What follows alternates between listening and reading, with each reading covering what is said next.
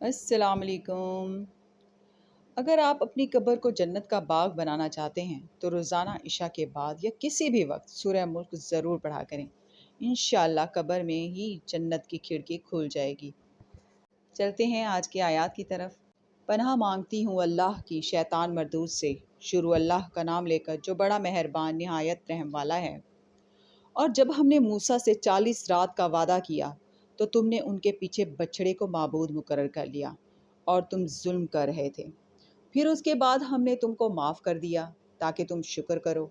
اور جب ہم نے موسیٰ کو کتاب اور موعظے عنایت کیے تاکہ تم ہدایت حاصل کرو۔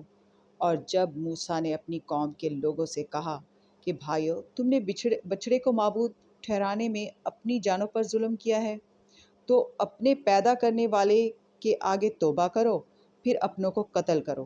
تمہارے خالق کے نزدیک تمہارے حق میں یہی بہتر ہے۔ پھر اس نے تمہارا قصور معاف کر دیا، وہ بے شک بڑا معاف کرنے والا ہے، بڑا مہربان ہے۔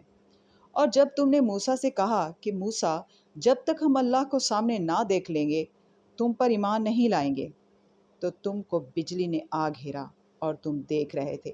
صدق اللہ العظیم۔ کل انشاءاللہ پھر ملاقات ہوگی اگلی 5 آیات کے ساتھ۔ اللہ حافظ۔